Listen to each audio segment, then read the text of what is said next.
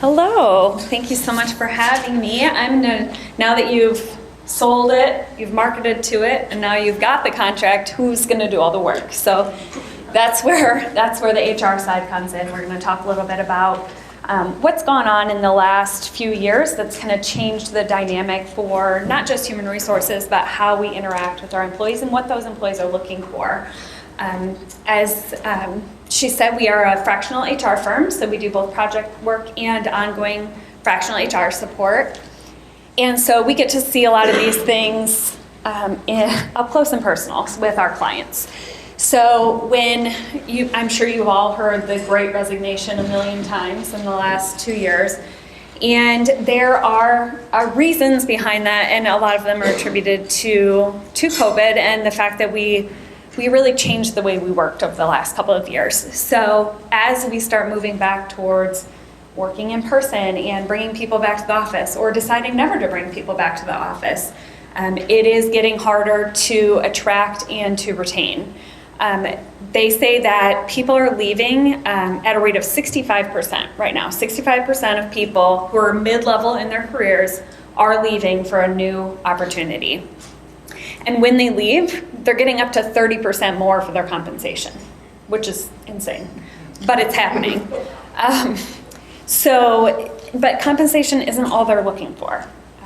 When we talk about attracting new talent, they're looking for not just compensation and benefits, but they want that their new company, when they talked about marketing and sales with value proposition, same thing's going to be said for your employees. So your employees want to feel tied to a mission. They want to feel purpose, and they want to feel like you care about their well-being. And so when they're going through that recruitment process, they want to feel that on every single touch point. So part of having this attraction is training your leaders and the people who are interviewing to really understand what the company's mission is, what their values are, so that that employee really feels that as they go through that recruitment process.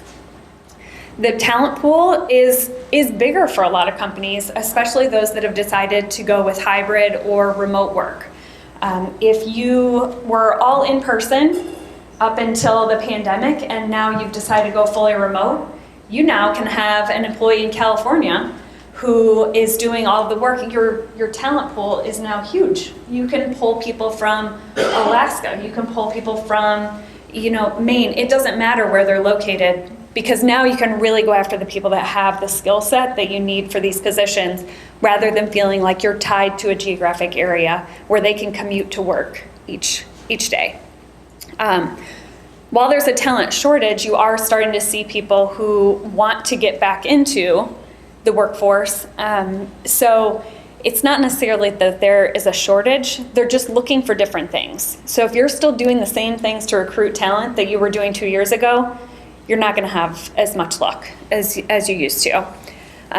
They talked about virtual sales is here to stay. Virtual employees are here to stay as well. Unless you have an organization in manufacturing or something where they have to be there to do that job, it's going to be in your best interest to start to look at either hybrid schedules or remote schedules, really allowing them for flexibility. They looked at a study in 2020 that said that 75% of the people that were looking for a new job listed flexibility and scheduling as their number one priority. And that was back in 2020. That's only going to continue to go up. And if you're looking for talent that maybe wasn't there before, maybe you've got a stay-at-home mom. She can work from 2 to 4. Or she can go when her child's at daycare, or you've got a dad who used to work midnights, and now you need to be flexible with people to get that talent that they're out there. You just got to find them and be willing to work with them on the flexibility. And then once you have them, the orientation process, it's not go into work, the first day of work, you're going to sit here through an 8-hour orientation. We're going to do a slide deck of all the policies and procedures, and when you leave, good luck.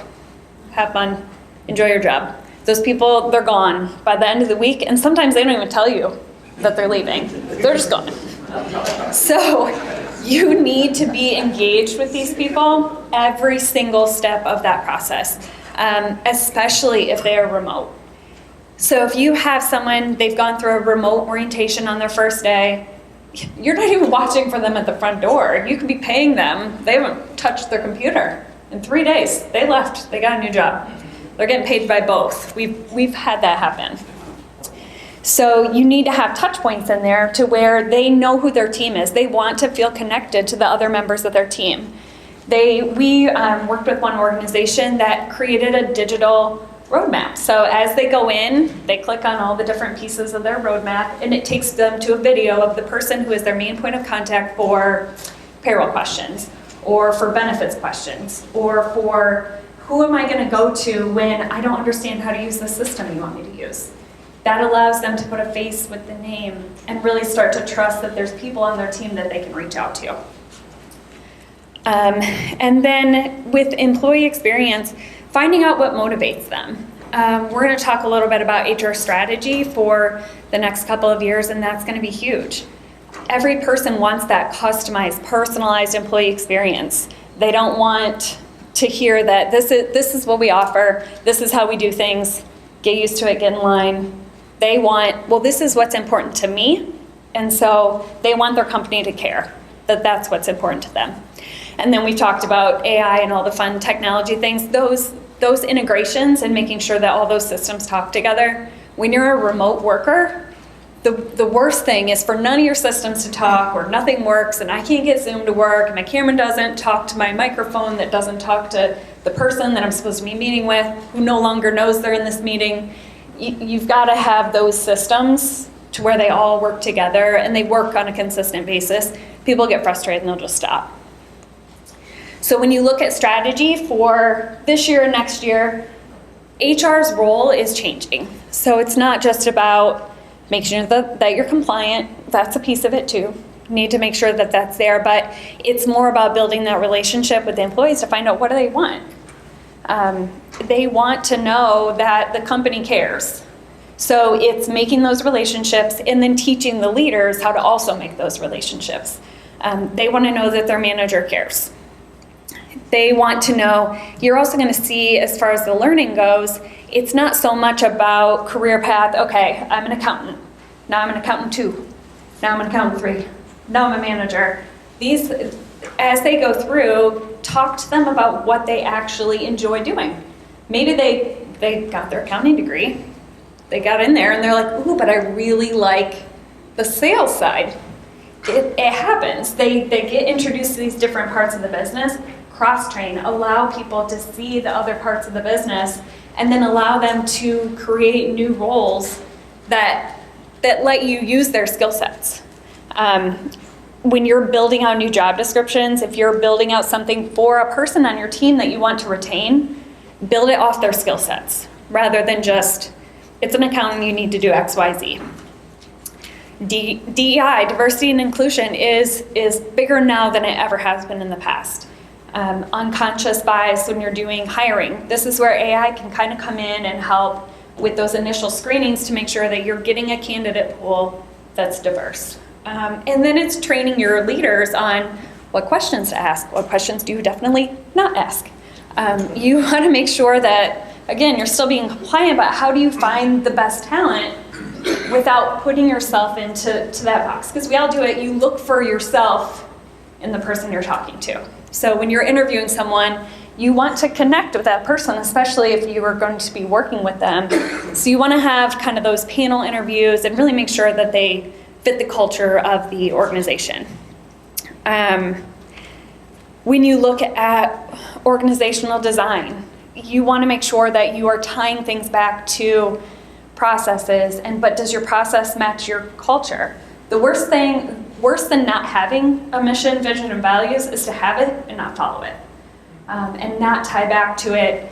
Especially now, employees, they're making their decisions about where to work based on how they feel about the company and what that company represents. They have the power here.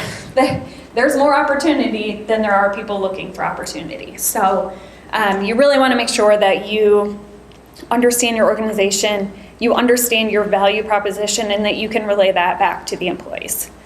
And then again, the technology kind of ties that all together.